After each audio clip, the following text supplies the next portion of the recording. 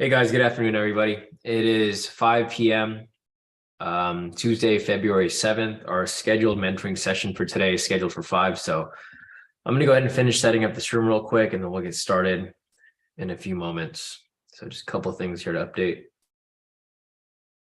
and we should be good to go. All right, a couple more things here. Looks good.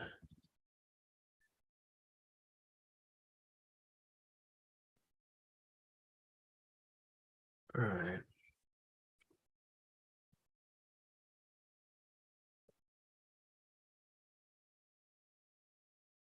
Got that going. A couple more things right here, and we should be good to go. All right, guys, let me get this link sent out to you guys here in the premium. Just gotta make sure to mute everybody this time.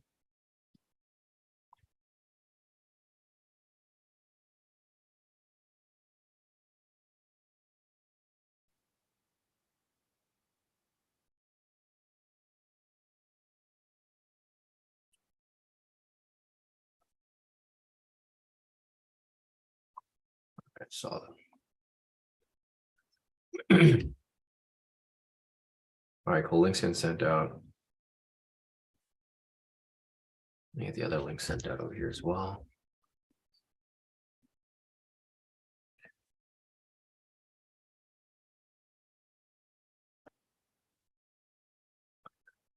All right, so I'll get a few more moments for people to make their way in. And once we're good to go, we'll get started shortly. Gotta do one thing. I'm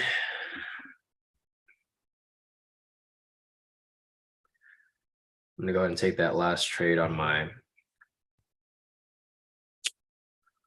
FTMO. Where am I at? 98. All right, last trade on the FTMO and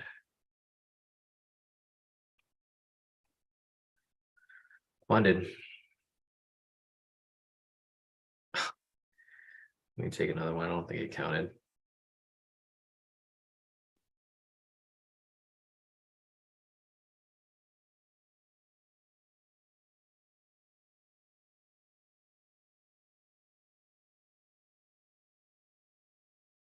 All right.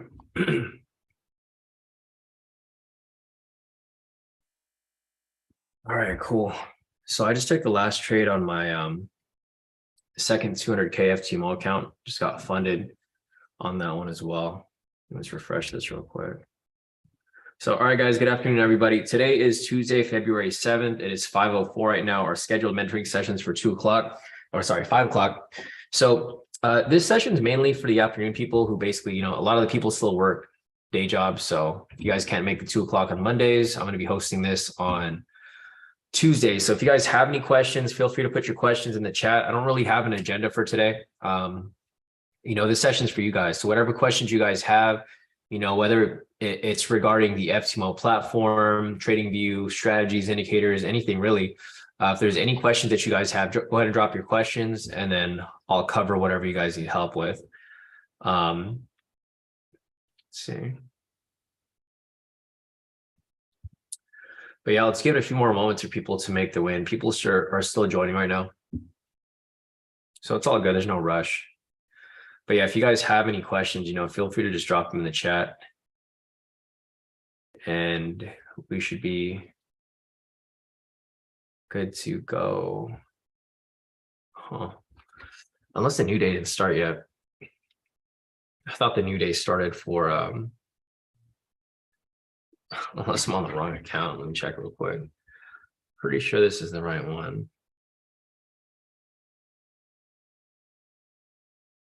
I just got to give a few moments for it to reset on there.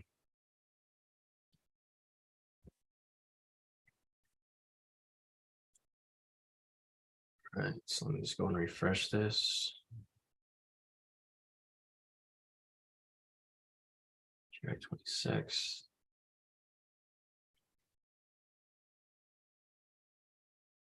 Yeah, I just got to log out and log back in. Oh no, it's good. Okay, cool. So yeah, pretty much. All right, I just gotta wait for the account to come in. So I just got, so guys, if you guys are just like coming in and you guys haven't been part of the sessions for this week, as most of you guys know, I had to change the company name back in July of last year from K2 Trades to Kodi Trades. Reason for that's because a big hedge fund called K2 Advisors, they basically sued me because they wanted to monopolize the name K2, right? So they sued me. We're in a lawsuit for like over a year. A lot of money went down the drain fighting that lawsuit. So I just ended up changing my name, the company name, to Kodi Trades. And by doing that, I had to give up my email because I had to give up the domain name. So I had to create a brand new email, and then my FTMO accounts were linked to that. So this year I had to start a new account. And what I did was I just created 2 new challenges, and then I got funded on both of them. So it's waiting for the accounts to come in, but I mean, they're pretty much done for the most part. It's got to wait for them to send in my details. I already filled out the contract. So, and if you guys are wondering, I don't have it anymore. I was going to show you guys the contract, but I already filled it out. Anyways, with all that aside, let me go ahead and start answering some questions here. So let me scroll up real quick. Question from, I think this is Jenny, right? Jenny or JS? I think this is Jenny. So yeah, if it is Jenny, Jenny's asking, or JS, I'll just refer to you as JS because I'm not sure if it's Jenny. She's asking which strategies are best for ranging markets. So the best strategy for ranging markets would be the SR rejection scalp. You guys, if you guys were around during the summer, you guys will know that that's one of the main strategies that I was applying. If you guys are part of the mentorship, just take this as information, but this isn't something that you guys need to know because it's not something that I necessarily recommend you guys learn at the moment. I want you guys to just focus on the momentum scalp momentum scalp variation and regular momentum scalp. But I'm just going to go over this strategy here for Jenny, just so that she can have her question answered, because this session is open to pretty much everyone. It's open to everyone that's in the previous group and anyone who is brand new to trading, or the group in general. But the strategy that I personally like to use for ranging markets, and one that we used a lot in the summer, Jenny, was the SR rejection scalp strategy. I mean, I need to clean up my strategies here because I have like way too many strategies. And I just need to clean this up and reorganize them. I'll probably do that this week, but I'm trying to see where it's at. It's the SR rejection scalp. I think it was this one, right? Yeah. So, all right, it was this one right here, Jenny. So this is basically the one that we apply during ranging markets. If you have a specific time, like when market's ranging, let me know and I can show you an example. If not, I'll just see if I can find one over here, because the market was ranging pretty much all day today. So this might be a good time to actually show you an example. So let me go over here real quick. Yeah, because market was pretty much ranging, all day today. So let me just pull this back to today's session. And we had a bearish bias today. So I'll be looking for possible sells here. So for example, right here, for a sell, first you want to confirm that you're trading in the direction of trend using the trend meter and the pivot. So like basically I'll go over here and just rewind to 8 o'clock, because I know there were some entries here. Maddie was actually taking a couple of them today. So with that, so let me just make this a little smaller. A little too small.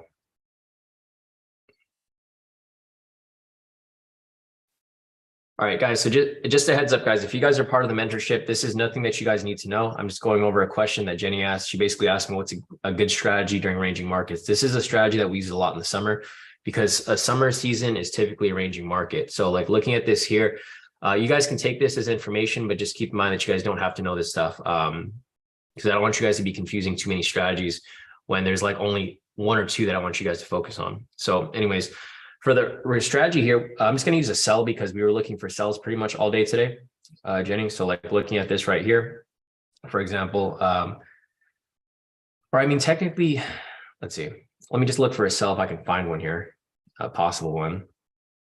Okay, so confirm trading in the direction of trend using the trend meter. and using the pivots as well. Like basically if the price is below or above the pivot. So with the first requirement here, I could kind of see an entry right here. And I will show you criteria. So rejecting off. Let me see if I can find a zone around this area. I'm not sure if there were zones down here, but I'm pretty sure there were. All right, so there's nothing here. I'm trying to see if I could find one specifically for this strategy that you're asking about.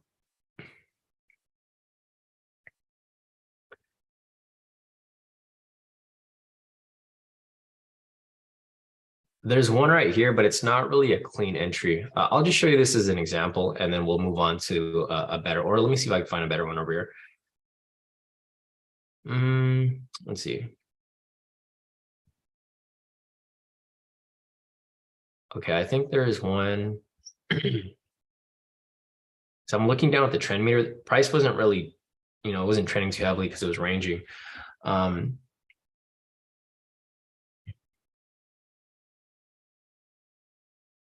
I'll just show you this example first, and then from here we'll move on to, another entry if I see anything here. But let me just show you an example of this here, Jenny. So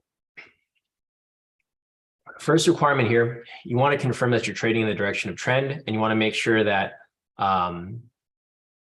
first the trend meter is red, obviously if you're looking for a sell. And then second, you want to make sure that K2 pivots 4 is over 3. So let me just go over here and I'll just minimize some of these things. Let me take a lot of this stuff off actually, because they're just unnecessary. So let me put the normal criteria on there and just remove all this stuff here that's not really necessary. And then I'll show you something else that that's also useful when identifying entries, because the volume does play a big part in a lot of these entries here. So going back to this criteria, now that I'm looking at where I'm currently at, there's actually no entry right here because there's no sell momentum. Let me see if I can scroll forward a little further and see if I could find anything here. I'm basically looking for a wick rejection off, the SR rejection or the SR zone, but most of you guys who are on the live session today, there wasn't really much for us to look at.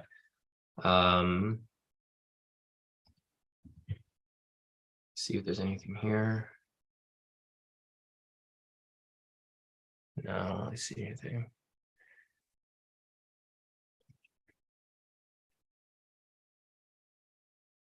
The main problem here is that the trend meter didn't really stay red for very much. And the pivots here never really shifted over either. Actually, there's like one right here. There's actually a couple right here. Okay, so I think this might be one right here. Just measure real quick. Okay, so let me go. This isn't it's not what I'd consider a good entry, but it still fits criteria. Let me see if it meets it.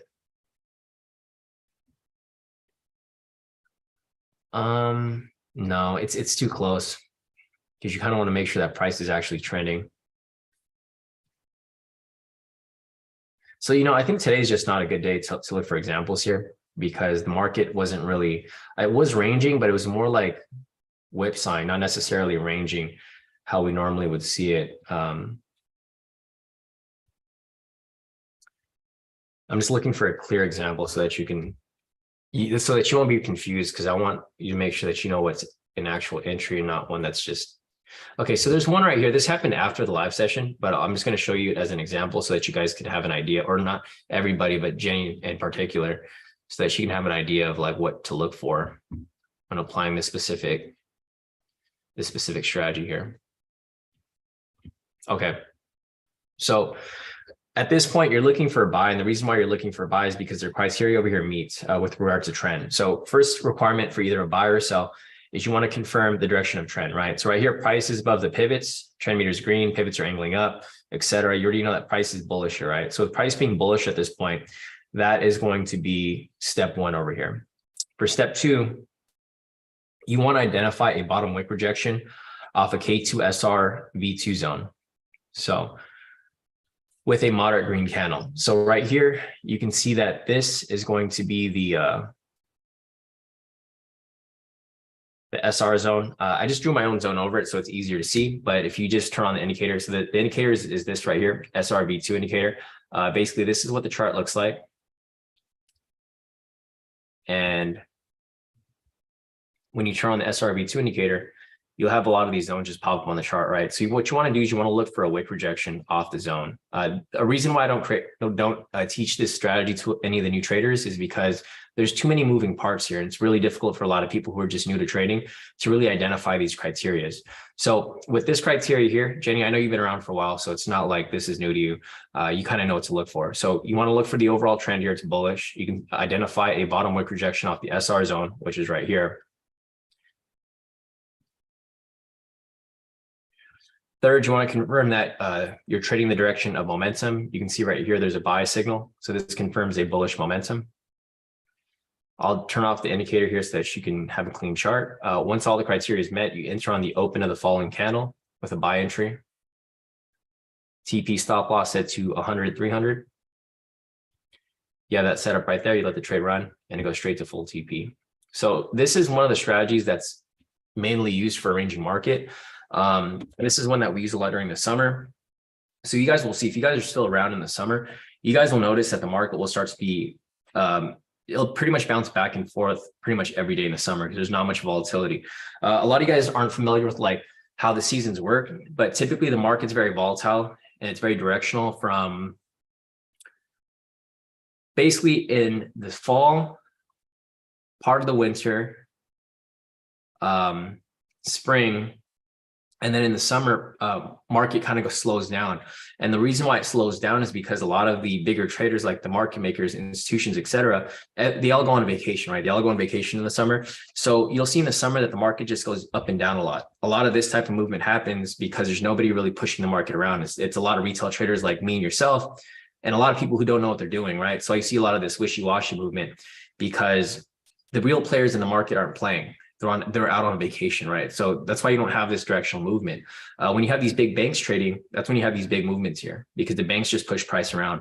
But typically they only play in the market in the fall. So basically September up until November. And then we have the holidays. So they go on vacation and then they come back right before Christmas, early December. And then Christmas happens, New Year's, they stop trading and then they come back for New Year's. So like from right now, basically January up until say May, they'll be in the market and then June comes around and they're on vacation again. So a lot of people don't realize this, but the market does move in seasons. So that's why like we'll make most of our profits earlier in the year and at the end of the year. And then in the summer, it's kind of just hanging out in the market looking for perfect entries. That's why this strategy here, not too many entries come up, but when they do come up, they do hit because you're looking for the specific pattern. So Jenny, basically for this specific strategy here, this is the one that you'd want to apply. If you want to see another example, let me know, but I'm pretty sure you're familiar with it. So if you have the criteria or if you need the requirements, just let me know. But there is a video for this in the course. Let me see if I can pull it up somewhere. Yeah, let me see if I could pull it up. Where is the course at? So yeah, Jenny, just pull up the course. Go to curriculum.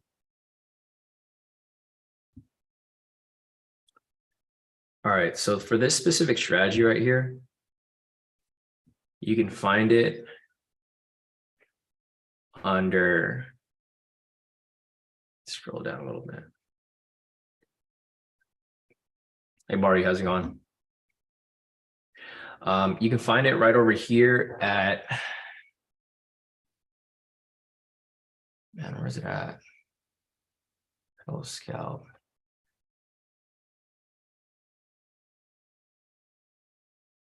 Sorry, I have so many strategies, guys, that I don't even remember what these strategies are. Pivot, scalp, triple confluence, variation, snipe. Man, where is this thing at? I know it's like one of the higher ones because it was, oh, here we go. So here, Jenny, just go to the course. It's called the KT Trades SR Rejection Scalp Strategy. So you click on this right here. You'll have the video link here. Once you click on that, the video for that specific strategy will come up right here. So that's where you'll find it. If you want to trade during a ranging market, that's what you can use. And that's pretty much what we use during the summer. So if you have any other questions regarding that, let me know. If you want to see more examples, just let me know and I'll pop up some more examples. But I think for now, you kind of understand how it works because you've seen it applied before. You probably just need a refresher, and you need to probably try it out yourself so that you can get familiar with it again. Let's see, Jenny's asking, are the 1 minute variations V1, V2, V3 best for directional ranging markets? It's meant for directional markets because those are reversal strategies. So basically what you're doing with those strategies is you're applying them when price is retracing and correcting back in the direction of your trend. So like, for example, if you have a bearish trend here, let me see if I can turn the pivots back on. Yeah, so like, for example, here, if you had a bullish trend and, you get a variation, these are all variations right here. Variation V3, I think, variation V2, variation V2, variation V2. So if you took all of these entries here, these all would have been a full TP, right? These are all meant for directional strategies. The only ranging strategy that you really have is the SR rejection strategy because we don't really trade ranging strategies. Ranging strategies are totally different from the momentum type strategies. All the strategies that we apply are based off momentum. So you'll see that, for the previous one that I just showed you guys, that one doesn't really base anything off momentum. It's more of like a rejection off a structure and a continuation. So let me go over here real quick and continue with your question. And you mentioned, and if I'm not mistaken, the high-low pivot scalp specifically says don't trade in ranging markets. That's pretty much for all strategies, Jenny. So everything is directional except for the SR rejection scalp. That's like literally the only strategy that should be used for that specific type of market condition. I mean, in general, you shouldn't really be trading in a ranging market, but when the market's ranging sideways like that, and you're only going for 100 pips, if you draw 100 pips somewhere, or you draw that range, it's not a big move, right? So even if price is going back and forth, you're able to catch at least 100 pips here and there with no issue, right? So although I don't really recommend it unless you really like that strategy, that's probably the only one that you should use during a ranging market. For me personally, if market's ranging, I don't even trade because it's just not worth the risk, right? You're basically just forcing a trade at that point, unless the criteria meets for the SR rejection. You'll see that the SR rejection doesn't come up too often. You'll probably see it maybe once or twice in an entire day. But when you do see that specific entry, it does hit. So just keep that in mind. Yeah, no problem, Jenny. That is exactly what you should be using. All right, let me scroll up real quick. Let me just answer this question real quick from Jay. Jay is asking, I haven't seen you use the sentiment website, Daily EFX. Do you no longer use this? So the reason why we used that a lot before, Jay, was because market wasn't really moving directional, right? Market was typically going sideways. So I used it a lot in the summer because there was no direction. It was hard to really determine what direction price was going. You can still use it, but it's not really useful for short-term trading. Since we're trading on the 1 minute, it doesn't really matter, right? Because price will go, for example, today, price was, I think someone was mentioning it today, that they didn't want to take any sells because it was 60% short. I think Nick mentioned it today. That was one thing that Nick kept mentioning. He kept saying, oh, because it's 60% short, he wasn't okay with taking sells, right? But everybody was taking sells and making money all day today, right? So I don't think it's super necessary, but you can use it as an overall and confluence. Because if you look at everyone's profits for today, like Kevin over here, he took a bunch of sells. He made 40,000 today, right? Crazy. He literally only took sells. Man, Hartwig over here took 3 sells, y'all won. Sisuk took sells. He took sells and buys today because the market was ranging. I took sells today. I made about 3,000 across 3 of my accounts. Shaka over here took sells. Larishna took sells. Everybody took sells today and it was perfectly fine. So although it's useful, it's not really necessary because market's moving directional right now. So in the summer, it might be useful because it's really hard to figure out what direction price is going. But for the most part, it's not really necessary unless you're trading on the higher time frames. The main reason we use this was because we were trading on the 10 minute. If you remembered before, we were applying the daily entry, right? So it's going to make sense for something like this, like the daily entry, because for the daily entry here, you can see that it was a buy. So let me just maximize this real quick. On the 1 minute, it's not super necessary because we're already using different time frames for the trend. But you can see over here on the daily entry, if you were looking for, if you're looking for price to swing back up, you could have caught the swing back to the upside here if you were looking at sentiment. So you can see how sentiment is still useful, but it's not really necessary. Like, for example, it was 60% this morning around 8 o'clock. And then around 10 o'clock right here, 2 hours after that, if you were looking and using the sentiment, you basically could have waited for this to happen. So you can see price came down super heavy right here, and then sentiment started to increase. So if you use that and you're like, okay, if there's so many retail traders on the sell side, how are the market makers going to make money, right? You just use basic logic. If there's a bunch of people who are trading for a sell, how are these other big players going to basically take all these people's money, right? They need to push price up. So for example, here, if you saw price drop super heavily right here, I mean, you could have taken a buy at any moment, as long as you had like a huge stop loss, go for like 1,500 pips. I mean, it didn't even have to be here. It could be like somewhere around this area. Basically, whenever price crossed the pivots here, right? You could have just caught that move up and then it would have swung back up eventually. So it's not really required. And I use it, but I don't use it like, it's not an end all be all for me. That's probably like the last thing I look at. I'll look at my strategy, my criteria, because I'm trading on the 1 minute. The sentiment doesn't matter too much, but I'll use it at the end. So like, for example, if I'm looking for a buy here, and then I have bullish trends. So say, for example, it's bullish across the board. Say I see that it's bullish here on the 10, it's bullish on the 5, it's bullish on the 1, right? And then I'm looking for a buy, but I'm not super sure if I should take the trade. Then yeah, after I check this off already, because it's not part of the criteria, right? The sentiment isn't a requirement for any of the strategies. It's just a confluence. So once my criteria is met and I'm already looking for a buy here, then I'll go over and I'll take a look at the fundamentals and I'll take a look at sentiment. And if this lines up with it, then it's going to increase my confidence. So it's not necessarily required. And it's not something that I use for the most part, because I'm only trading until 8 o'clock now. Before I would trade in, the entire day. So it would make sense for me to look at it. But since I'm not really looking at it from that scope, it's not really useful to me because it's on the 1 minute.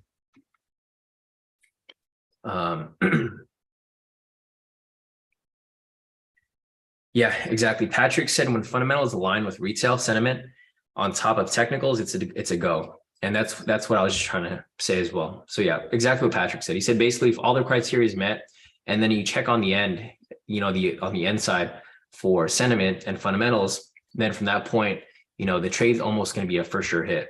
So that's how I use it, but I don't necessarily put too much emphasis on the sentiment anymore.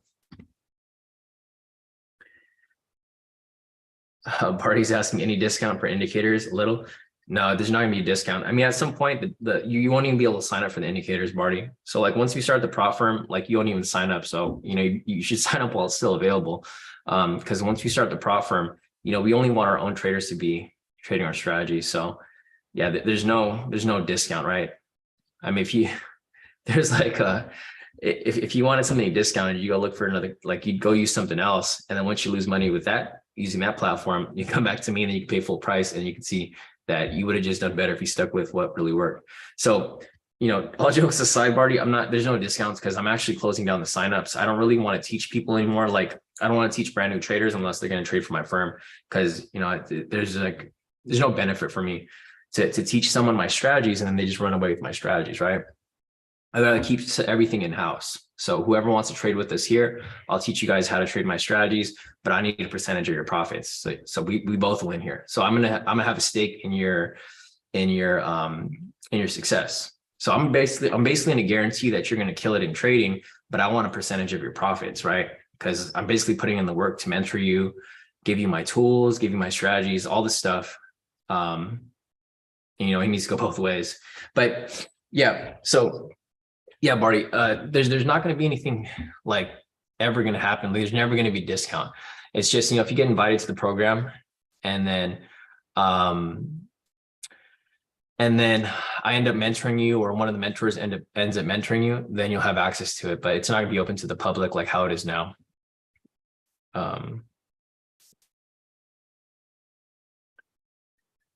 Jessica said, if we buy the indicators after you open the firm, do we keep them? So if you guys have access to the to the indicators already, like basically whoever's within the group right now, Jessica, if they decide to continue using them, then they're going to continue to have access. It's just like people can't just sign up anymore. So if you go to, like, for example, if you go to the website, you can just sign up on the website, right? But in the future, whoever's new is not going to be able to sign up. So people who are already members, they remain with access to everything. But what I'm doing is I'm just closing it off to brand new people. Like Barty over here isn't part of the group yet, but you guys here in the Zoom are part of the group, right? So you guys who are part of the Zoom, you guys will have access to everything. But Barty over here, if he decides, okay, a year later, okay, I finally want to sign up, he finally made his decision to sign up, he's not going to have that ability because there's not going to be a sign up page. Like there'll be a website up, but when you try to sign up, like for example, if you go to the bottom and you try to sign up down here, this subscribe button is not going to be there anymore. It's going to say unavailable. That's basically what's going to happen. So whoever's in the group already, you guys are fine.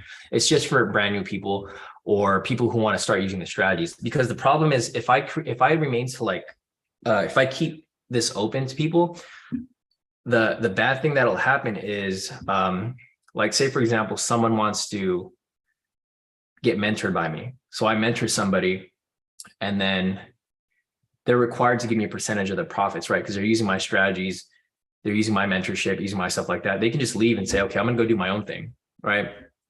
Then I'm left with the short end of the stick because they can just pay a monthly subscription and they can keep using my strategies. So in order for me to keep everything in-house, I just got to cut that off. So like people can just sign up and then have access to it.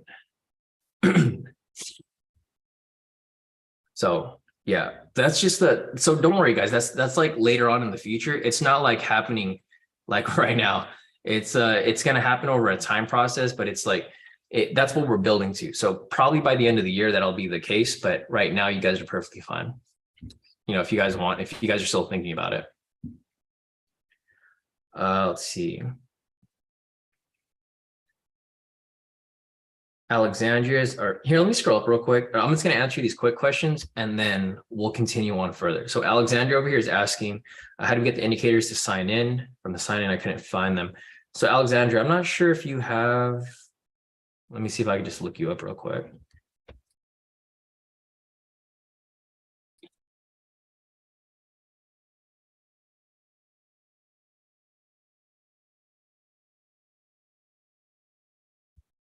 So in order to have access to the indicators, you need to have access to the strategies. I just looked you up and you only have access to the live session. So in order to have access to the indicators, you need to have a subscription to the indicators or to the strategies. Yeah, I mean, if you want to upgrade at any point, you're more than welcome, but it's not necessary. So if you just want to copy my trades on the live session, that's cool. But obviously, if you want the indicators, having the indicators is a double-edged sword. I've noticed from a lot of people in the group, people who had the indicators before, they actually don't want the indicators anymore because it causes them to take too many trades. Like when you have all my tools here, what happens is a lot of people get greedy, right? Because you see all these entries that come up. For me personally, I only trade from 6:30 to 8. So like I'll trade from like 6:30 right here up until 8 o'clock and I'm done, right? So if I have any entries between this period right here, this small period of time, then I'm going to take them. What happens is whenever people get the indicators, they keep trading all day. Like even though I tell people, okay, stop trading here at 8 o'clock, they'll trade from like 8 until like midnight, right? They'll just keep trading all day long. And then what happens is they end up eating a lot of losses. So for some people, if the thing with trading is that it becomes an addiction. And when it becomes an addiction, you guys should really control it because you guys will see it's very easy to make money, but it's also very easy to lose money. So what happens with a lot of people is they'll trade with me live from 6:30 to 8. They'll make a bunch of profit here. And then they keep trading from like 8 until 10 and they blow all the profits. So there's a handful of people in the group who are like, I don't even want the indicators anymore. I just want to trade during your time session so that I don't keep screwing up, because what happens is people will make their profits here and then they just throw them away right after. So depending on the type of person you guys are, if you guys can control your greed and control your, your trading addiction, because trading will become an addiction. Once you guys see how much money you can make within a short period of time, like for example, Kevin over here, right? Like Kevin sends me his profits every day. This guy's addicted to trading, but he knows what he's doing. So he used the indicators and he used the platform, but he used it to his advantage. So today he made 40,000. The day before that, he made 5,000. January 11th, he made 9,000. Like he knows what he's doing. So it's okay if you know what you're doing, but the problem with a lot of people is they're doing the opposite. They're taking a bunch of they're taking trades with me, and then they're taking a bunch of trades after. The thing with Kevin here is he cuts off at around 11. So he'll keep going a little longer, but then he'll cut out somewhere around 11. But he'll be trading on his own. So yeah, just an FYI, you guys don't need the indicators. I mean, it's useful if you can control it, but if you guys don't have self-control over your trading, then I'd recommend just sticking to the live session, because you'll probably end up losing more money than making it if you end up doing your own thing.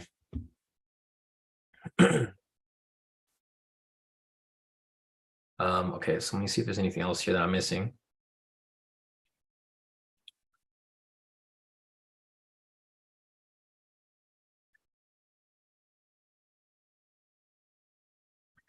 Yeah, no, definitely. Lucas, that's 100%. Let's see. Jessica said, I want to learn the breakout strategy, but I need the 10-minute chart.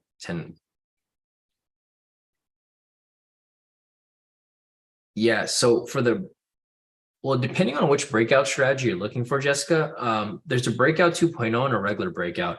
They're both done on the 1-minute chart, so you don't actually need the 10-minute chart for those. I mean, you do need the 10-minute chart to check the overall direction, because that's kind of what we do in the morning, but it's not necessary for, well, I mean, do you know how to put up the 10-minute chart on your screen, Jessica? You'll have access to it. You can do it with a free account. You don't even need anything for it. Here, anyways, let me scroll up real quick, guys, because there's other questions here, and I'll come back down to your question down below, Jessica. So let me go back over here. M9's asking, what do you see that makes you switch your TP from 250 to 100 on some trades? Is it instinct, or do you see something specific? I mean, it's a little bit of both. For the most part, it's looking at the range of price, right? So for example, today I took the sell position and I only went for 100 pips. The reason I only went for 100 pips is because price was pretty much going back and forth. There was a lot of ranging going on. So the entry that I took for today was right somewhere around here. It was this one. So for the entry that I took this morning, where I made 1,000 right here, I mean, pretty much across my MFF accounts, you can see the timestamp 7:15. That was like, well, I took the trade and then obviously it closed around that time. So this is the entry that I took over here. The way that I figure out where I want to put my TP stop loss, M9, is basically by setting this up here, right? So you can see how price is moving right here. See how it's different right here? When I use a 25.50, you guys can see how big the range is, right? The range is super big, but realistically, price is only moving right here. Price is ranging pretty tight, right? So I'm not really expecting price to push down this far. I mean, price could push down this far, but for the most part, I try to gauge it depending on how price has been moving, the last 10 candles from entry. So like, for example, right here, I just go back X amount of candles and I'm like, okay, the volatility here has died down a little bit. So this is pretty much the range. This right here would be for a 25.50. Even though this trade will hit, you can see here that it does hit. Or actually, I don't know, does it hit? It does hit, but it takes a really long time for it to hit, right? So, I mean, technically you could have taken it for the bigger TP stop loss, but I already knew price wasn't going to move this like very much because of where price was currently at. So going back again to the replay right here, basically what I'll do is I'll set up my chart. So I'll set this up right here, and then I'll look at how it looks with regard to two different TP stop losses. So for example, here it's 25.50. I'm like, okay, this is too big because the range is only right here. The range is pretty tight. So when I see something like this, then I just go to the smaller one, to the 100, 300. See how this looks better? Because now I'm like, okay, I have this much space here, so it's probably gonna hit my TP. If it doesn't hit my TP, it's gonna hit my stop loss. I'm gonna know either way that one of them is gonna get hit within the next couple of minutes. We're scalping here, so you don't really want to hold on to this trade for like more than a couple of minutes. So when I have this set up right here, that's why I was like, okay, this here is a better range compared to a 25.50. Right, so if I'm using this range right here, I'm probably going to hold on to this trade for a long time. Since I want to get in and out of this trade pretty quickly, what I'll do at this point is I'm just going to use a 10-30 split, and then once I took that trade there, I pretty much just let it run. Kind of bounced around a little bit, but eventually it blasted right through my TP. And that's where I locked in my profit right here for this sell. So for the most part, that's how I figure it out. Let me see if I can find another example over here or something where I maybe take a bigger trade. I didn't take any trades today aside from that one, so it's kind of hard to find one without a live example. But okay, we'll just use this one for example right here. Let me see if I could set this up.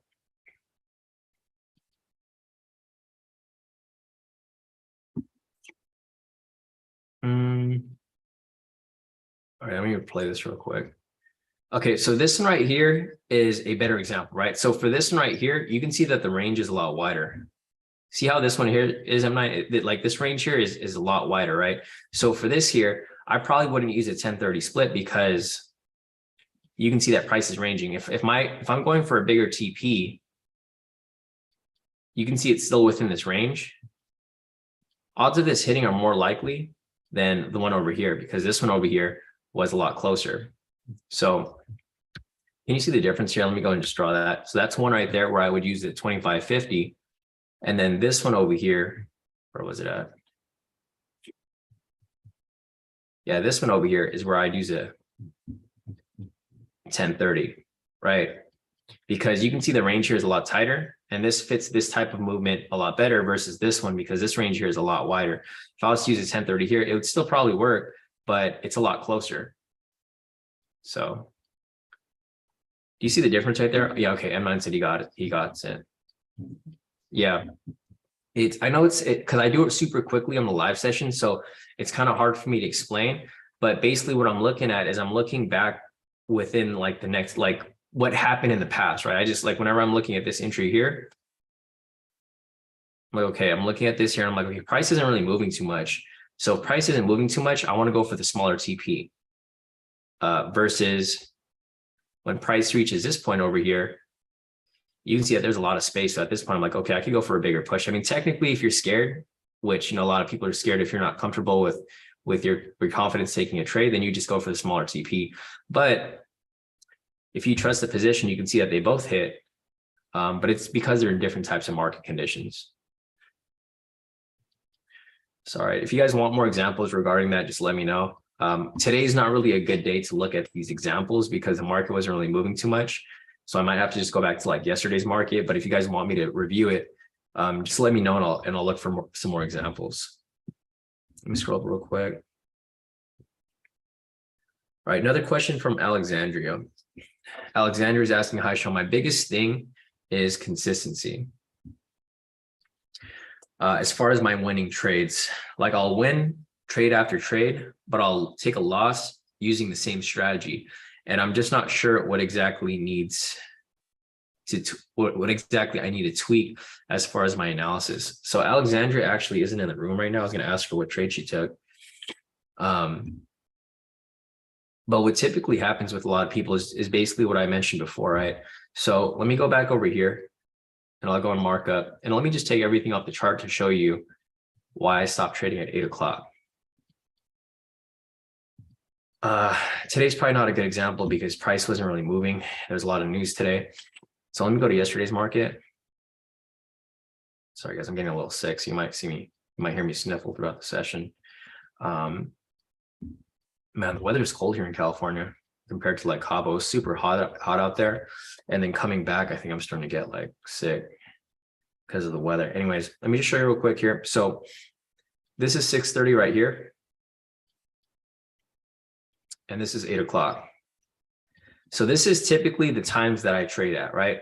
The problem with a lot of people, including Alexandria, where she mentions her biggest thing is consistency because it seems like she overtrades. And that's a common issue with a lot of people. The main problem, so let me just put over here. The traders is 1, overtrading, 2, revenge trading, 3, made a list here. Where's that list at?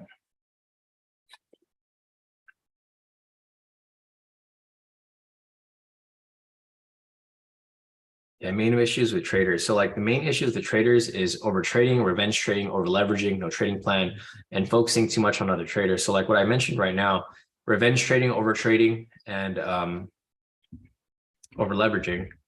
Well, these aren't really her issues here. Her main issues is like over trading and revenge trading. So the thing with this here is like what I was saying earlier, right? The thing is like with Alexandria, she knows how to win trades, but she doesn't know how to avoid losing trades. And that's, that goes hand in hand with the trading addiction that I was mentioning. So she'll win a lot of trades with us here during the live session. And then she'll have so much confidence that she decides to keep trading after 8. The reason why I stopped trading after 8 o'clock is because if you guys can see here, it's pretty clear how the market moves, right? From 6:30 to 8, this is when I trade. Market's moving directional. You can pretty much take a bunch of sells over here, like when price is coming down. And when price is coming back up, you can take some buys. If you look at market here, from 8 until about 10 o'clock, there's no direction, right? And I think this is the main issue with Alexandria, because she keeps trading after 8 o'clock when I say not to trade after 8 o'clock. Whenever I tell you guys not to trade after a certain time, I'm telling you because it's from experience, because I always lose trades around this area too. So that's why I just don't trade here anymore. So I just never lose. I just win a couple trades here and then I'm done for the day. And I just rinse and repeat the process every single day. So like, with Alexandria here, she mentioned that she wins a lot of trades, which she probably does during the live session here because market's moving directional. And then what happens is she keeps applying the strategies when market is not moving directional. One of the main red flags here that I feel like a lot of people forget is the last one, when to avoid trades when price is ranging, right? And what happens over here from 8 to 10? Price is ranging, right? So all the advice that I give you guys, it's based off experience. It's because I've lost a lot of trades during these times, and I know when it's not good to trade. So like, for example, here, you just don't trade from like 8 to 10, and then you come back after 10 and you trade from like 8 to 11 or 8 to 12.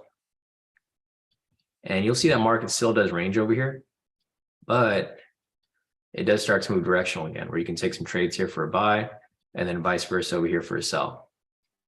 So I know Alexandria left the room, but I'll just tell her to rewatch this. But for the most part, Alexandria is asking, things that she needs to tweak. I think the main thing she needs to do is just to stop trading, because if she keeps winning and then she loses, where's the logic behind that? It's like if you keep getting burnt, like for example, if you keep putting your hand on a burning stove and you keep getting burnt, what do you have to do to stop your hand from burning? You just stop putting your hand on the stove, right? Same with trading. If you keep winning during a certain time period and then you lose during a time period, what's your fix to that? Just stop trading during that time period. That's why I don't trade at night. If you guys look at the market right now during Asia session, there's like literally no way to trade during this market, right? I always get questions from people that ask me like, hey, what do I do during Asia session? Nothing. That's literally what you should do, nothing, because you can't trade this market. There's nothing going on here. But, as I mentioned, people get addicted because they make so much profit trading super quickly that they just want to trade all day. It is possible to trade all day, don't get me wrong, because I do trade at night sometimes, but not during this period. If I do trade at night, it's going to be between 6 and 10 o'clock. So between 6 and 10, this is typically where I'll start trading if I do trade at night. But you guys can see the big difference in price movement, right? For example, right here, there's like literally nothing to do here. Like you shouldn't even be looking at the chart because there's no movement there. Right here at 6 o'clock when we were trading, or at 6:30 to 8. I mean, today wasn't a good day because you can see prices pretty much ranging all morning. And then Powell spoke over here. He mentioned that, they need to increase interest rates. So price ended up skyrocketing. And then he came on and said the opposite, and price came crashing right back down. So, I mean, my main advice to you guys, if you guys aren't good at finding consistency, is really to just document your trades. I think the main thing you guys should do, if that's your problem, is to journal your trades. So start a spreadsheet on like Google Documents or Google Sheets or anything like that, and then just document every single trade. You guys will see exactly when you lose trades and when you win trades. So if you guys can do that and just document everything, you'll start to figure out, okay, I lose all my trades between 9 and 10. So what do you do to fix that? Just don't trade between 9 and 10. And then you pretty much eliminate all those losses. And then from there, you just have more wins versus losses, and you'll be profitable more consistently. So that's like the main thing that I could tell you guys, but realistically, it's going to be something that you guys need to figure out on your own. Because it doesn't matter how much advice or how much I tell you guys. A lot of the times you're just not going to listen to me. And it's just the sad truth of trading, not just with trading, but with like anything, right? If you're trying to learn something and you think you know better than the teacher, you're going to keep doing your own thing. So I'll try to give you guys as much as advice as I can, and as many tips as I can to prevent you guys from losing. But it's really going to be you that's in control of your account. So if you guys can follow directions and just like basically just trade from 6:30 to 8 like I do, I think you guys can be very profitable long term. Scrolling down further, let's see, Vince is asking, what are your settings for your momentum indicator? Because I don't have the orange colored one. Vince, so to get that, just close out your indicator, go to your momentum indicator, close it out, go back to indicators, go to invite only scripts, and then click on the K2 Trades proprietary trading system. It'll update your indicator. So close that out, reopen it right here, go to your settings, and just turn on scalp right here. And then your time frame should be 5 and 10. I think the default settings are like 10 and 5. Just change this to 5 and 10. I don't think it really makes a difference, but some people were telling me that they're having issues with that. So that's how you would fix that there, Vincent. Or Vince, sorry. Yeah, that's how you would figure it out, or how you would put it together so that it'll come up properly. Yeah, no problem, Vince. And yeah, basically, if you guys are not familiar with this gold bar here, basically what the gold bar does is it shows you when the momentum is aligned. So like for specific strategies, like the momentum scalp variation and momentum scalp, you'll see here that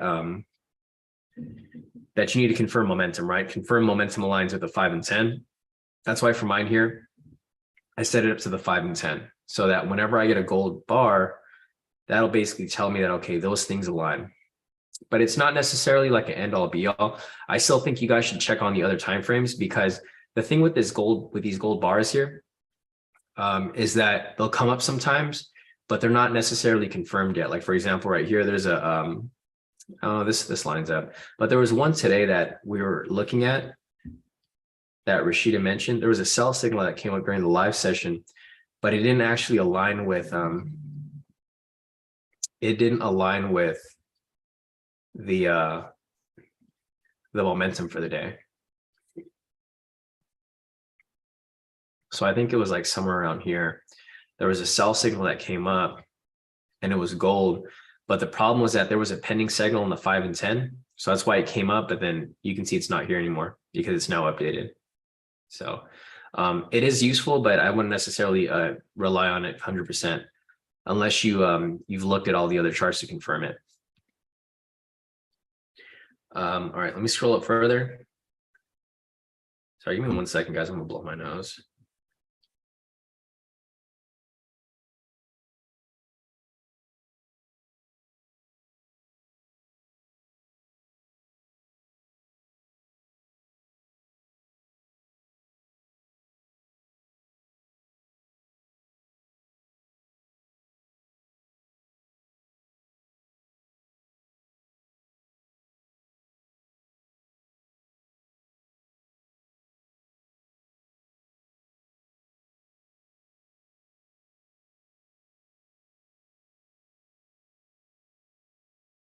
Sorry, guys, I'm back. So what Andy mentioned here is when making trades, profit target and stop loss, is TradingView affecting any part of the trade, or is MT4 executing everything? Yeah, so just a reminder, guys, MT4 and TradingView are completely different platforms, right? They don't overlap at all. So what we use for our like basically to identify everything on the chart is TradingView, like to do our markups, identify our entries, look for confluences, etc. Everything is done on TradingView. However, executing your trades is all done on MT4 if that's what you're using as your platform. I think pretty much everybody else is using that as well. So they're totally different. Everything is just markups here. So everything on TradingView, nothing here is affecting your trade. Everything that you do on MT4 is what's affecting your trade that you enter into. So Yeah, short answer to your question, Andy, is that the trading view does not necessarily do anything. Like, for example, if you were to draw, a setup here for a buy, and then you end up setting it up. Like, just by setting this up right here, this is not going to affect your MT4.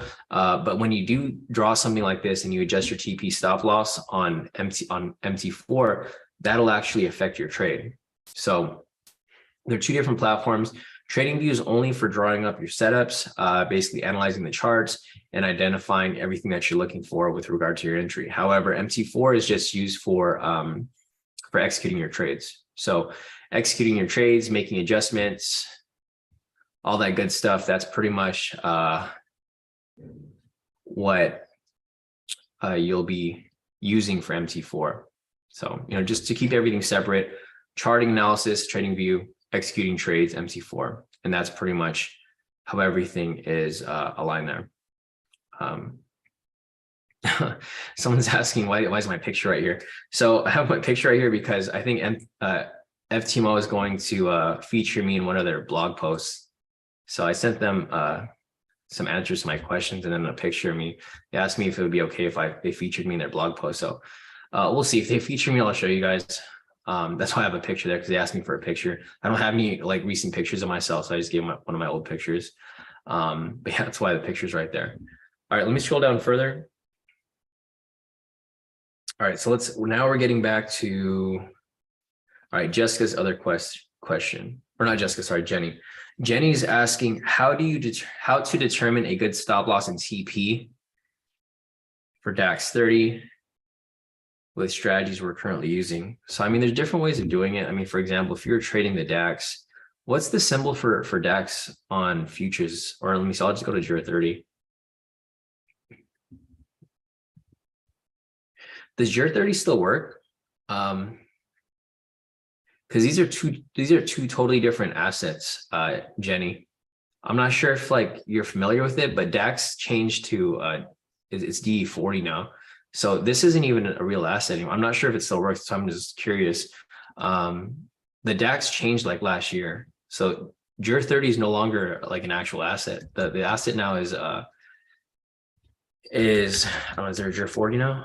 Yeah, German index 40. So now it's JUR 40. I mean, it looks the same. So I think what happened is they just didn't change the symbol, but JUR 30 is not an actual symbol anymore. It's now JUR 40 because they added 10 more stocks to the index. Gotcha. Okay. Yeah, no, that makes sense, Jenny. So, short answer to your question here is, so for example, we have a buy entry here, right? Let me just go over here and see if I could find a buy entry for you to look at. So I think there's one right here. I don't think this is a great entry, but actually, let me find a better entry for you. So what I'll do here is I'll go to London session from yesterday, because obviously that's when, or London session today, because that's when their volatility is the highest. All right, so let's just go over here to 3:10 a.m. my time.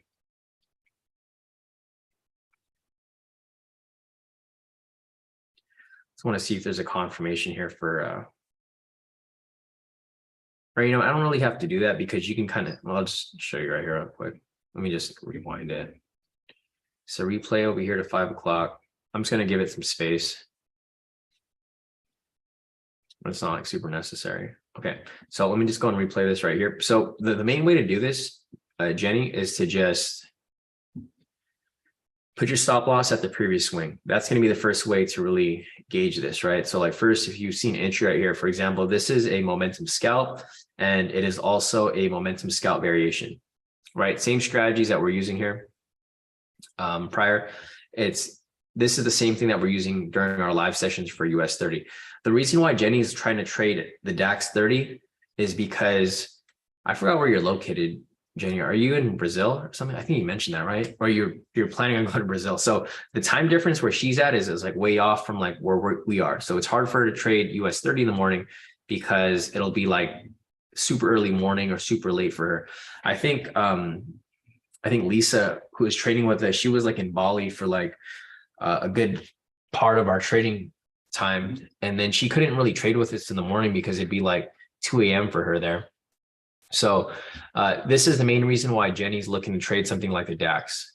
Okay, she's in New York right now. She's in New York right now, but sometimes in Brazil, but she has weird sleeping hours. So she's kind of like Sisu. Oh, Sisu's here. Sisuk's not here, but Sisuk's like that. He has like really weird sleeping hours. He'll be up at like midnight and then he'll sleep for like 30 minutes and then wake up for like the live session with for us in the morning.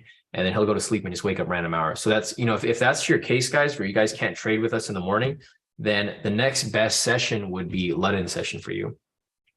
Because it goes from like New York, that's like the best session to trade in. Then London would be the second best, which is midnight California time up until 8 o'clock US time or California time. And then Asia session is going to be the worst. So Asia session is going to be nighttime for us here in California. So basically afternoon, nighttime trading for California is going to be worse because it's super slow. New York's going to be the fastest because that's when like a lot of markets overlap, London and New York. And then London's going to be second best because London's a way bigger market compared to Asia. But anyways, looking at this right here, for example, Jenny, if you wanted to take something like this, like for example, everything here is bearish, right? Because price is below the pivots, trend meter is red, pivots are angling down, etc. Right here, you'd be looking for a sell. So if you want to enter a short position right here, you'll move this up. So I don't know what this is here, Jenny, because I don't trade the DAX.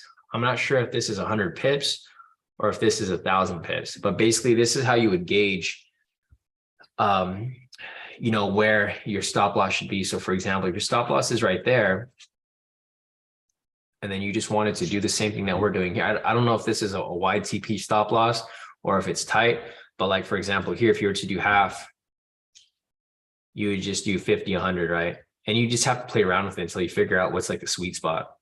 So for example, if you were to take this trade here and you let it run, you can see that it does hit TP. So this is like one range that I would probably use, or if you wanted to make it a little wider, you can use like 150. If you want to do a 3-to-1, maybe do 150 to 75. I mean, I can't really say exactly because I'm not sure how this market moves. But what I would typically set it up for is, you just keep taking trades. Like, for example, I've been trading US 30 like every day for like 5 years now. That's why I know that the sweet spot for a US 30 is always going to be like 130 or 25.50. For DAX here, I've never traded. Well, I've traded this a long time ago, but I don't really trade it ever. So I can't really say exactly. Can't say exactly how much a big stop loss would be, but let me go over here real quick and let me see if there's any other examples. Yeah, no problem, Jessica. I'll cover your question, Jessica, and then you can just review it later. Oh, Lucas is still here. I think Jessica and Lucas left. I'll give you guys a message that you guys can kind of go back and just review that once it comes time. But Jenny, so let me see that there's an entry right there. And let me see if there's another one down here. I don't really see anything else here.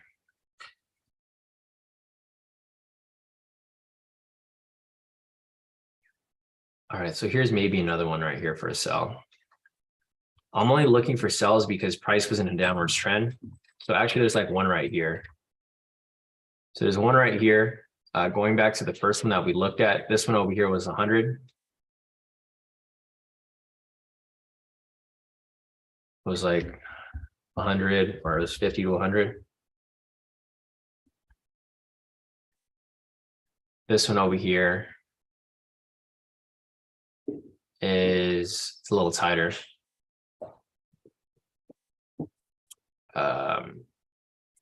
Yeah, this one's a little tighter. It's like at 60 range. So I'm not sure if this is a wide stop loss or a tight one. I'm assuming this is a wide one. It's considered wide. So if you were to do that, then this would be equal to our 25.50. And this one over here might be like, I don't know, 70, 30, I guess.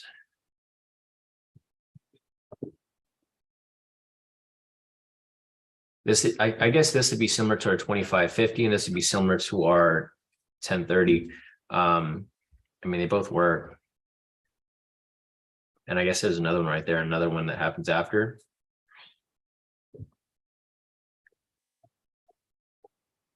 Which should be right here. So let me go and just mark this up again.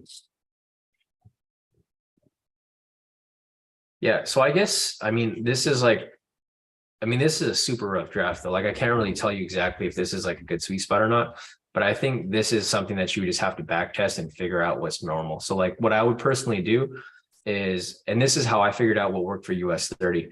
I would just document your trades, back test and then see entries that come up and then document everything, mark up where the stop loss is for every trade, and then find that sweet spot in between. You're gonna find a number that typically hits like almost every time for a tight stop loss and for a wide stop loss. And then from there, you can experiment to see what's going to be your set TP stop loss. Yeah, no problem, Jenny. All right, so that's it with that question there. Let me move on to another question here. So let me scroll up real quick. All right, Patrick, we'll see you in the morning. All right, so Jessica's question here was that she wanted to learn the breakout, but she needs a 10-hour, I think she needs a 10-minute chart, which I don't put on the live stream. So if you want to do that, Jessica, you just need to pull up your chart here. And then this is how you guys can set up your this is how you can set up your time frame. So like, for example, I'm on the 1 minute right here. If you want to go to the 10, you just need to type in 10 and then you'll have it right there. Typically, like what Jessica wants to take is, I'm assuming the breakout 2.0 for that specific strategy. It's not one of the best strategies. Like for this strategy specifically, you have to take like basically every entry. If you don't take every entry, then you're not going to have a balance of your profit and losses, because this strategy does come up a lot, but there's going to be some months where you're going to have a lot of losses and you're going to have some months where you have a lot of wins. So they're going to balance out. I don't have the spreadsheet on here anymore because I don't really test it. But from the testing that I saw, there was like 1 month that was like really good and you had a lot of wins. And then there was one month where it was like break even. So the thing with that, Jessica, is that I don't think that's a good strategy for you because, you don't really have all the time in the morning to trade every single day.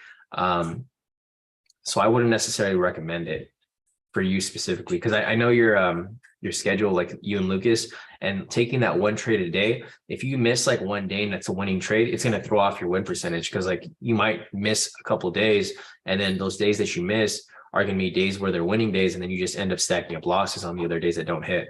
So for me personally, I don't think the breakout 2.0 is a good trade for you guys, unless you're able to take every single breakout, because they are going to balance out. If you do that, if you don't do that, then you might get the short end of the stick if you end up taking pretty much all the losses and then you don't end up taking all the wins because you're not able to take every single trade. So that's just my opinion. I mean, if you guys want to test it and try it out, you guys can, but it's not necessarily one that I'd personally recommend. Like I don't even take it myself because it's not such a high win rate. And there's going to be a lot of days where I'm thinking like, okay, I shouldn't take that trade. And then what will happen is it'll eat into my profits. Like, for example, here I made 1,000, right? If I took the breakout today, I would have lost breakout 2.0. I think market opened over here at, let's see, 6:30. So market opened over here at 6:30.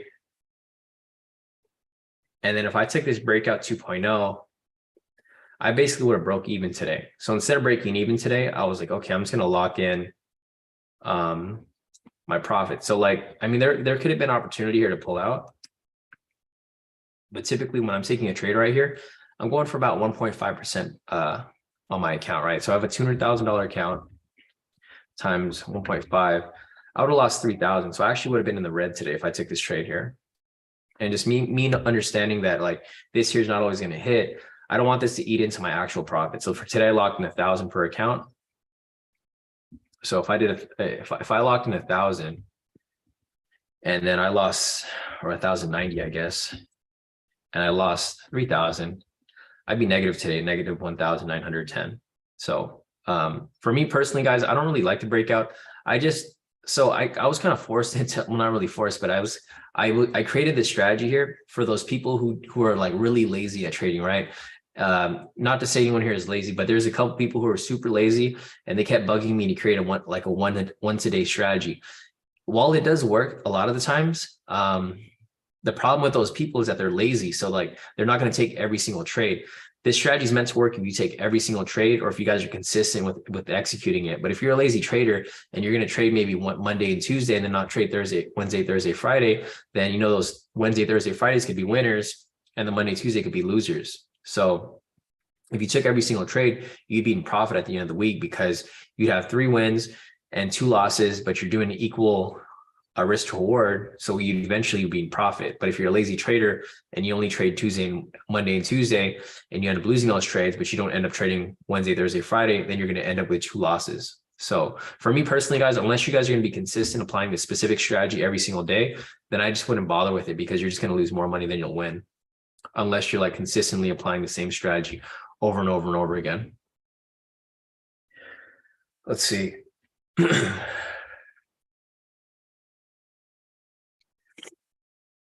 Yeah, no problem, Jenny. We'll see you tomorrow. Let's see, question from Rain. Rain's asking, why don't both MT4 and TradingView align sometimes? Are you talking about the data, Rain? So the thing with MT4 and TradingView is that they're both different platforms, right? So like if you're using MT4, your broker data there is going to have different pricing and different direction compared to like what we're trading here. So for example, I trade on YM here. The reason why I trade on YM is because YM is the direct data to the exchange. So I don't really have an in-between data. Like whenever I look at my charts here, this data is directly from the exchange, right? Because I pay for this data. You have to pay extra money for this data here.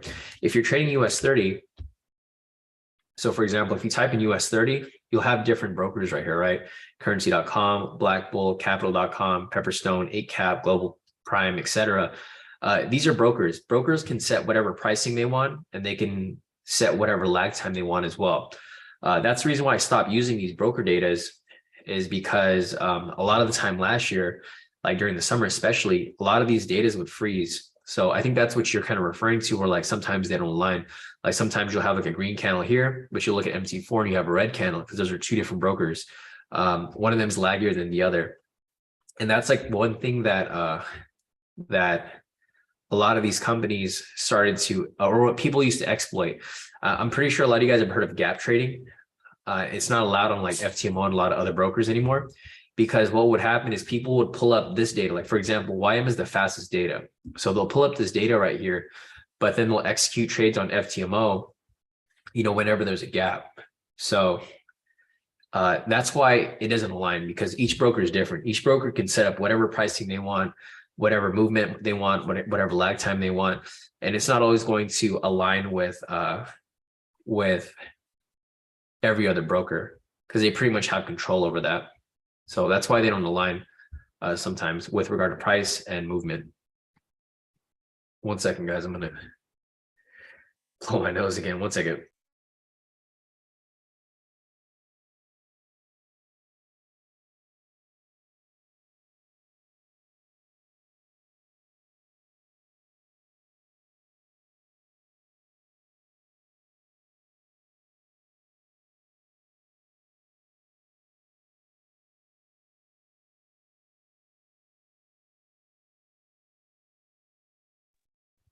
All right, guys, I'm back. MC is asking, can you explain the lot sizes? How many lots do you prefer on a trade, or is it just based on the market? So lot sizing is based off risk. So for me personally, and I created this in the course as well. If you guys haven't looked at this in the course, just pull it up and it'll give you a breakdown. So if you go down to module 5. So I typically trade on FTMO, guys, but it doesn't matter whether you're on FTMO or your personal account. It says when trading FTMO, it's recommended that you only risk 1 to 3%. So depending on what your account size is, that's how much you should be risking, right? So like for me personally, for every trade I take, I take 100 lot, right? So, and I'm typically going for like, 300 pips stop loss or a 500 pip stop loss. So let me just show you real quick. Let me break it down for you. Okay. So on a $200,000 account, times 0.3, it's 6,000, right? So this is a 3% risk. For me, I'm risking where I'm doing a 100 lot. So if you're doing a 100 lot, it's $10 per pip, right? So for example, if you're doing a $10 per pip and my stop loss is 500 pips, I'm only risking 5,000. So I'm still within the risk parameters, MC. So lot size depends on, it's not necessarily based on the market. It's based on like what you're risking. So if the market is ranging or if it's choppy, if I don't feel comfortable, then I'll risk maybe 1%. But if the market is very volatile and I feel comfortable, then I'll take 3%, which is basically whenever I trade. I usually take a 100 lot size for every single trade, because whenever I take a trade, I don't take bad trades, right? So I always have a high win rate because I make sure that I analyze the market completely. So for me personally, I'm risking about 3%, or not really 3%. I'm risking about, let me see. So 5,000 risk divided by 200,000. I'm risking about a 2.5% risk per trade. If I'm not feeling comfortable, then I'll risk about a 1.5%, but I'm generally around the 2.5% risk range every single time. And the reason I do that is because I just never lose, right? If you like look at my trades here, like for today, I took one trade, I didn't lose. I took trades on the 6th yesterday, I didn't lose a trade. So I'm okay with taking that much risk, because what happens is if I do have a loss, I just cut out for the day, I'm done. Because I already know if I lost a trade, I probably made a mistake. It was probably my fault why I lost that trade, or the market's just not moving the way that I want it to. So for me personally, I'm usually using a 2.5% risk. But if I lose a trade, then I'm usually kind of done. So if you look at my trades here, I like almost never lose, right? And that's not to show off. It's just to show you that like, I know what I'm doing. When I'm taking a trade here, I'm taking that lot size because I know that trade's going to win. These losses here this wasn't my fault. This was because of the market. So I want to show you guys here. So this is my main account. You can see they're all wins here, but I haven't really lost a trade. So let me go to the results real quick.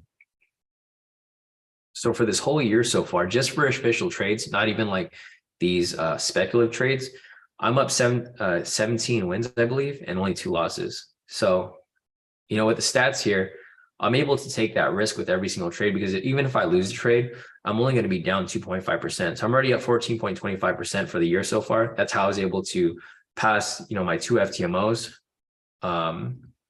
so quickly, because I just haven't had any losses.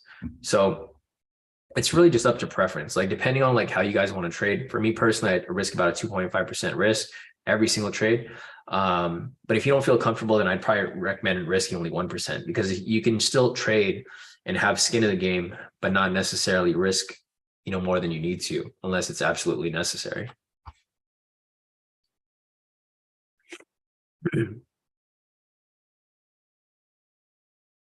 Yeah, no problem, MC. Okay, cool. So let's see, next question from Pam. So Pam said, is it okay to concentrate on one strategy? I'm just focusing on the variation scalp failure since I'm new to trader. Yeah, no, exactly.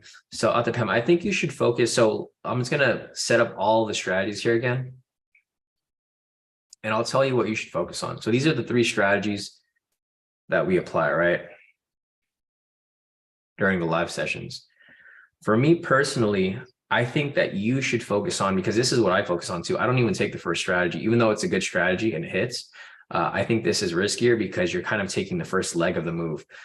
So for me personally, I think you should focus on just these 2. And a lot of times these 2 entries come up on the same exact entry. So I think you should focus on just these 2 right here, the momentum scalp variation and momentum scalp. If you look at our results from like the past couple of weeks, like basically all of the entries that I've been hitting, like from the official trades during our live session, have been momentum scalp, right? On Monday, the 30th, there was a momentum scalp that hit, and then another one right after, and then a momentum scalp variation that lost. But for the most part, these are the ones that usually hit. So if you look at all of the entries from the first week of February, all the trades that hit here are all momentum scalp, right? Momentum scalp, momentum scalp, momentum scalp there.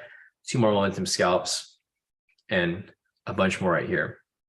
I think this is probably the easiest strategy, but I think this one right here is like probably the highest probability of winning.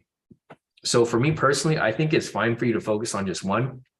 If you want to focus on just one, I'd recommend just sticking to this one right here, because you can wait for this one. Like, well, this one will basically give you a confirmation. If you see this entry come up right here, then this right here, if this follows it right after, it's almost for sure going to hit. And let me see if I can find an example over here from when that happened. So we got the pivots, momentum, volume, and I think that's it. So let me go over here real quick and I'll see if I can find an entry to show you like when they came up. All right, so I'm not going to look at every single criteria here. This came up like today at 11. I'm just going to show you what I'm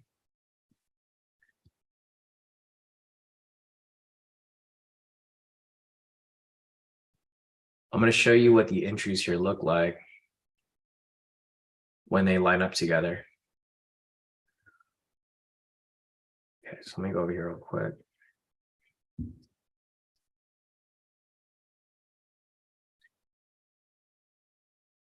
So not that one right there.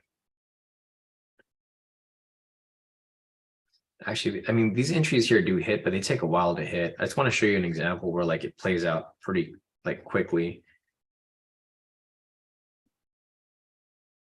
You know, the market today wasn't so great, so it's kind of hard to find these entries come up. Okay, so this isn't necessarily the best entry, but I'll show you right here, you know, what I mean by this. So momentum scalp failure, momentum scalp variation, and momentum scalp.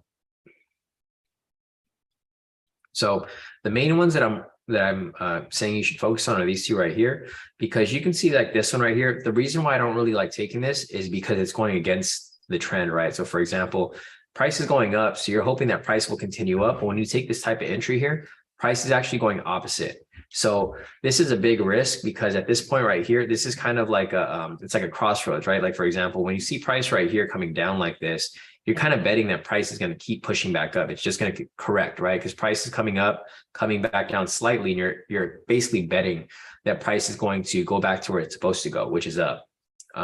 Reason why I think price is going to go up is because the trend meter is green, pivots are angling up, and price is above the pivot. So like with that said, I see this as like a temporary push to the downside, but I think this is risky because you're technically going against the direction of movement, because movement is coming down right here. But even though movement is coming down, you're still looking to take a buy at this point, right? So for the momentum scalp failure, even though this trade does work well, I typically don't like taking it myself, because it's just too risky. The risk on this type of trade is like too high. And if you were to lose this trade here, you basically need to win 3 more trades or 2 more trades to break even from there. So going forward from here, you'll see that price finally does swing back up at this point. And then eventually it does come back up and play out. So it does work, but you can see how right here, you might be like really stressed out because you might have like second guessed your trade. Like you would have entered right there, but then price would have went down like say 1, 2, 3, 4, 5, 6, 7, 8 candles. So 8 minutes goes by and you're not in profit and you're just stressed out because you're like, man, I should have never entered this trade. However, if you just waited for the next one, so say for example, this trade right here is still running, and then you get this candle right here, right? So going back to what I was mentioning earlier, this here is risky because it doesn't hit right away every time. But if you wait for this one that comes up after, this entry right here is actually both of these strategies. So it's 2 strategies, but on the same candle, right? So you want to confirm overall trend. We're just going to assume that the overall trend here is bullish because price is above the pivots, trend meter is green, and the pivots are angling to the upside. So with that said, we can just confirm that the overall trend here is bullish. We can confirm that momentum is bullish too. Reason why I know that is because this candle here is gold. Right, let me see if it comes up. Or it's probably not loading here, but I mean, none of the gold candles are loading, but if I was to just show you, we'll just assume that everything was green here, just for this specific example. We'll just say everything here is all green as well on the 5-minute, 10-minute. Confirm retracement. You already had the retracement right here. You had price below the pivots, and then this candle closes above it. So with that said, this candle right here is an entry for both the momentum scalp variation and momentum scalp.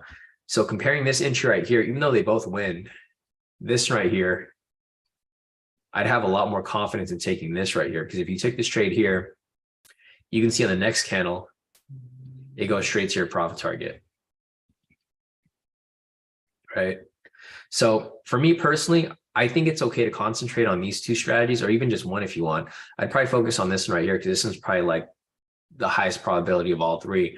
But I think that's probably where you should stick, because if you could just stick to this right here and you only take this strategy or only ththese two strategies down here, you won't have that many trades. You'll have a lot of days where you're not going to have any trades, but when you do have a trade, odds of it hitting are like almost 100%, because that's mainly what I've taken. And that's pretty much how I had, you know, all these wins across the account for the entire year. So, because I didn't really take any of the momentum scalp failures. I only took these two right here. So if you were to just focus on these two right here, I think you should be perfectly fine. And this will give you peace of mind too, so you won't be so stressed out because you're actually trading in the direction of price. So price here is moving up. So when you do take this trade, you're actually going with the wave. It's kind of like catching the wave, right? Price goes down, comes back up, and you just ride that wave up to your profit target. Yeah, no problem. Yeah, over time, guys, like, with trading, it's not something that you'll learn overnight. It's not something that you can learn linear. It's kind of more of a trial and error type deal. Like you're gonna make mistakes, but then as long as you learn from it, you're just gonna keep getting better. And then if you keep attending my live sessions, you'll see that I'm doing the same thing every single day, especially now for this year, because I'm only focusing on these three strategies. So for this year, this is pretty much all you need to focus on. For me personally, again, I only recommend that you guys focus on these two strategies. And just use this as a confluence. I know some of you guys like taking this, but the person who created this strategy, CT, he doesn't even take it himself anymore, because he's tested it and now he's kind of questioning it, whether it's like very accurate or not. It seemed accurate when he first created it, but it's just a little risky because you're going against the trend. So yeah, no problem, Pam. Scrolling up, let's see, Shaka is asking, can you please explain why the session indicator is just Asia, London, and New York and does not include the Australian session, for example?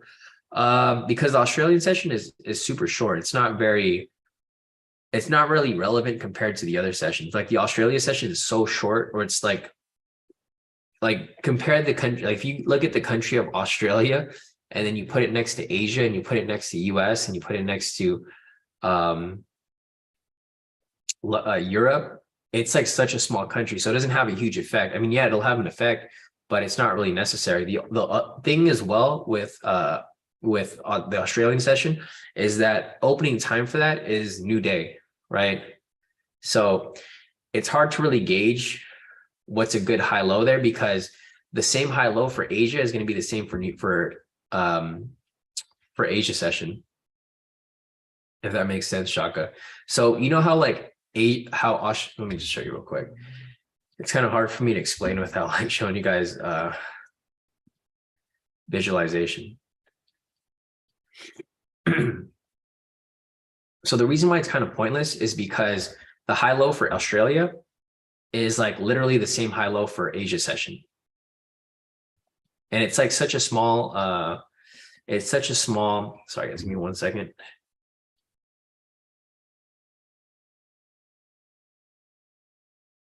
All right, I'm back. Anyways, let me go over here and I'll show you real quick from yesterday. I can't show you today because today's, it just started. So let me go to Monday over here.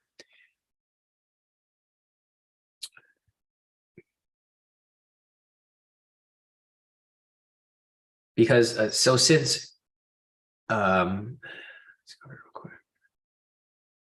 All right. So this right here is Asia session open, right? So Asia session opened over here. And when price pushes up to the high over here, it's basically going to be the same as the Asia session high, right? Because Asia session opens about like 2 hours after. And let me just see if I can open. Let me just replay this over here real quick. You know, it's hard to show you on the 1 minute because the 1 minute, there's so many candles here. So Asia, Australia overlaps with Asia. I think they both end at like midnight.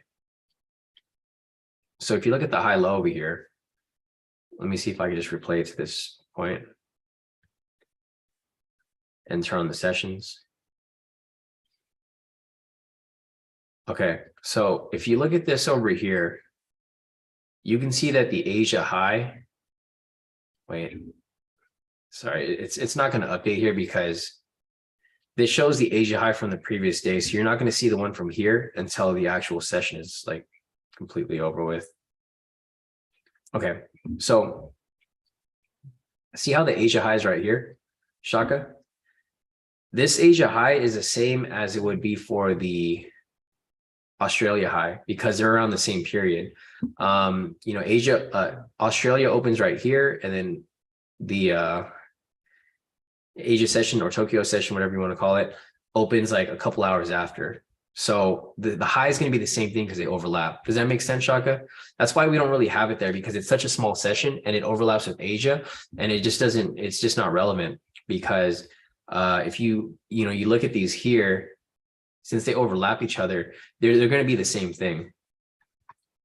Yeah, I mean, it just doesn't make sense. That was like the main thing. So like for one, Australia is so like the market is such a small market where you don't really see much movement. And then the real push happens like during Tokyo session or Asia session. It's kind of similar to like New York, right? So like New York and London, they overlap. So London is fast, but it's not as fast as New York. So you'll see sometimes over here, or not sometimes, every time, you'll see London session will be kind of slow. And then the real movement happens right here once New York overlaps with it. So like realistically, London session isn't like too important either. I mean, it's important because it's like the second biggest market, but you'll see here that like London sometimes will be super slow. Like you compare London over here to US, it'll be moving up, but it'll be moving up kind of slow, right? Midnight up until 6:30. Yeah, right here. It'll be moving, but it's not moving as fast as it does during New York. But then when it overlaps with New York over here, this is where you start to get like the really big movement, right, on this side, versus right here where it does move, but it's a little slower. All right, cool. Yeah, no problem, Shaka.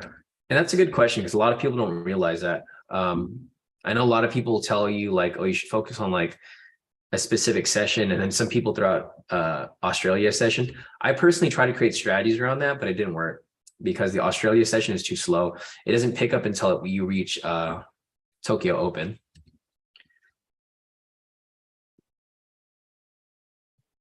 All right, second question from Shaka is, please explain the concept of liquidity. Last week you mentioned that you were waiting for the market to break liquidity before you may enter a trade. How do you identify that? Yeah, sure. Let me see if I can pull it up. So let me see if I could so I'll show you here that, let me just fast forward a little, it's too slow. So the thing with London session and New York session is that a lot of liquidity starts to build up during London session. So one second, guys.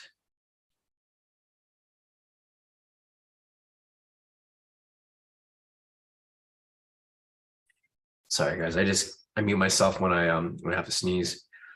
I got this cold going for me. Okay, so anyways, right here. So let me turn on the high lows. So the way that I identify liquidity is I'll turn on the high lows here. And then I will draw price points or highs and lows that haven't been tested. So typically what I'll do here is I will mark up all the high lows that have not been tested yet, or at least have not been broken.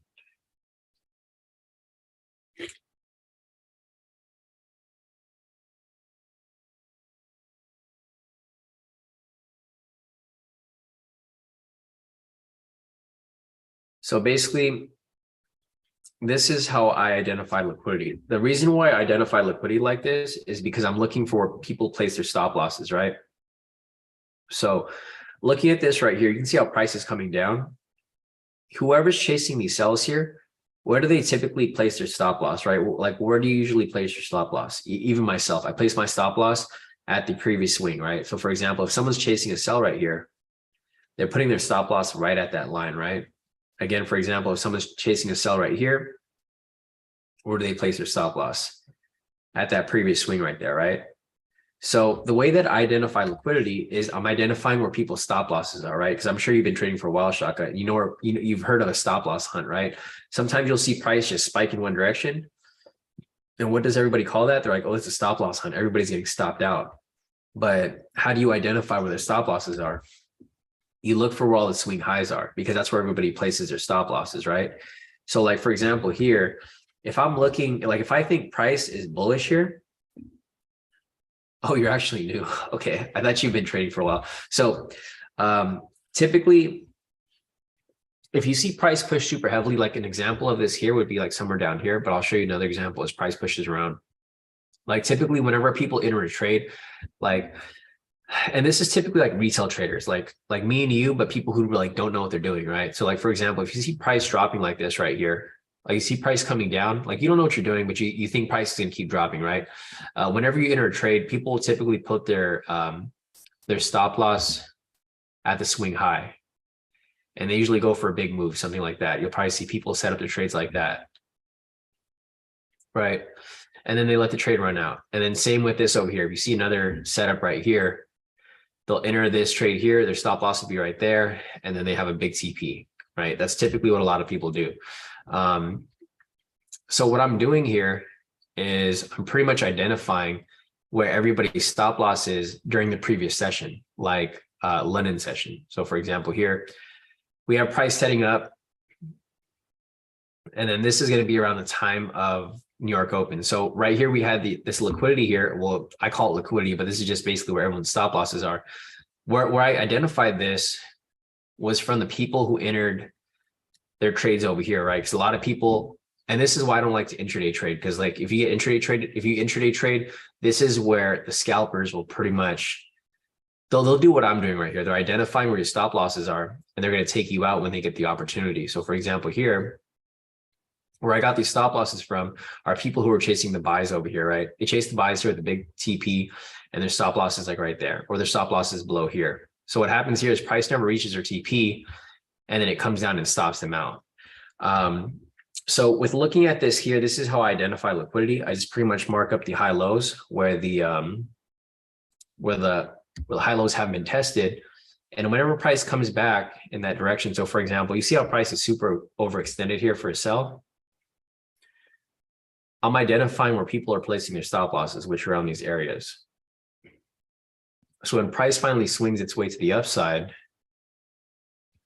I'll be ready to catch that liquidity. So, okay, another stop loss right there.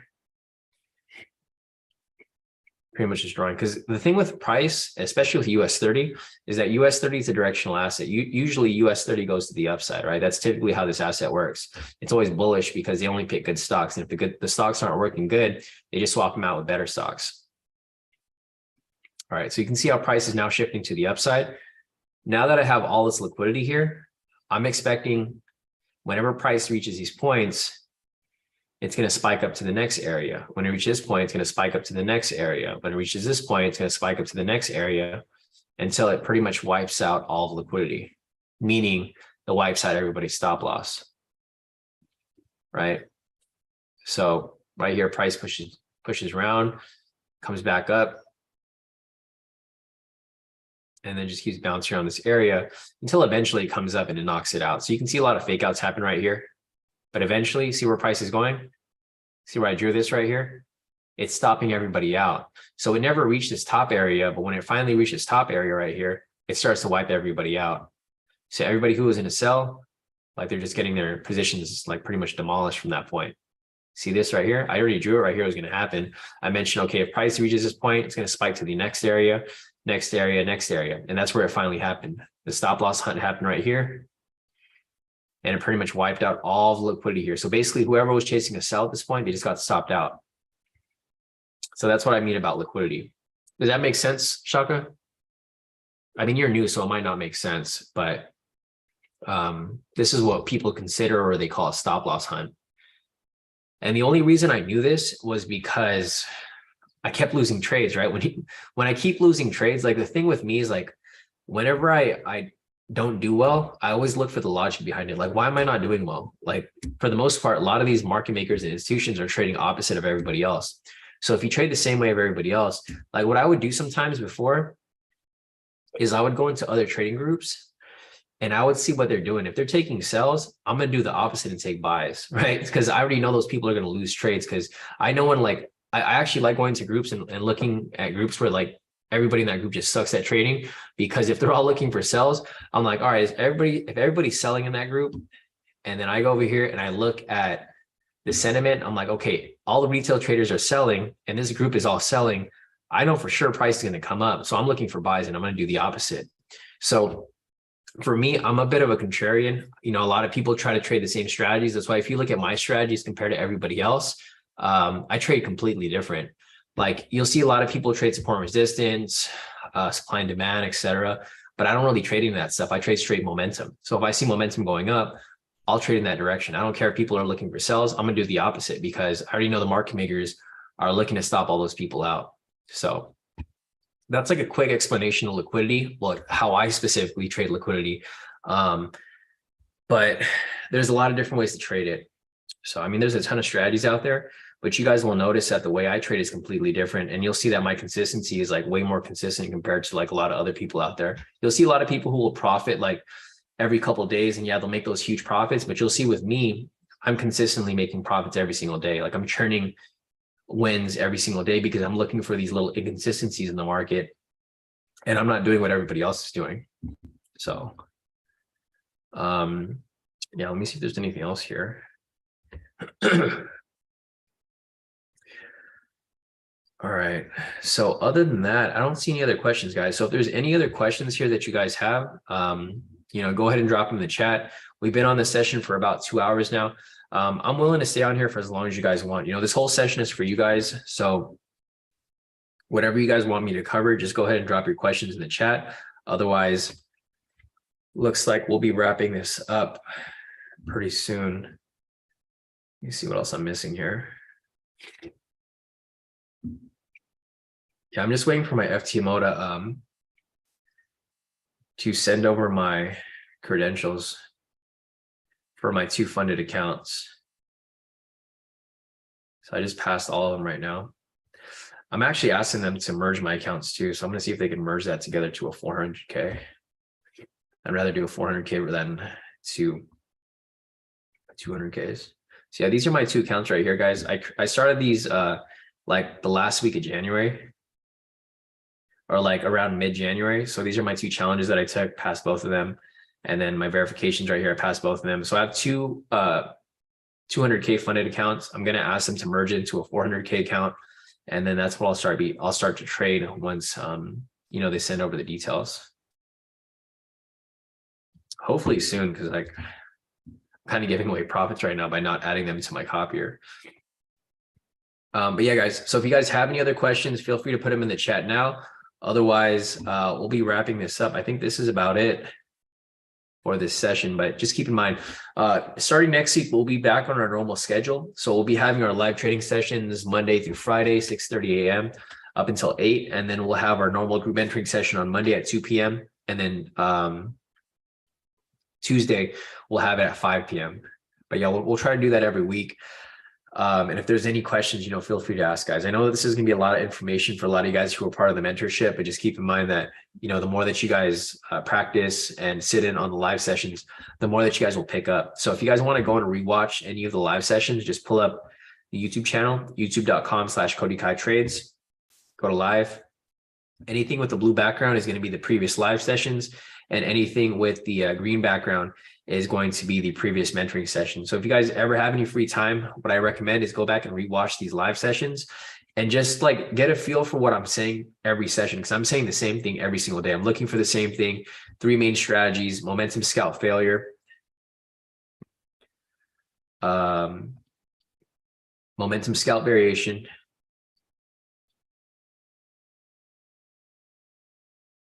and momentum scalp. That's literally all we're looking for during the live session. So if you guys ever have any questions, regarding these, or if you guys want to see examples, just watch any previous live session. Or what you can do too is you can pull up the results. So just pull up the results, look for the days that we have wins and days that we have losses. Just pull those up. And then from there, you can identify, what we're looking for. So, all right, guys, I think that's it for now. Hopefully I get my, my FTMO accounts by tomorrow or by tonight. I was going to show you guys the contract, but I don't have the contract here. But yeah, those are the 2 accounts that I'm waiting for. Just these 2 right here. I'm going to merge them to a 400K hopefully by tomorrow. So, all right, guys, I think that's it for now. If you guys have any questions, feel free to reach out. You guys can email me at sean@kodikaitrades.com, or you guys can message me on Telegram. It's probably the fastest way to get in touch. But other than that, guys, I'll see you guys back here tomorrow for the next live session.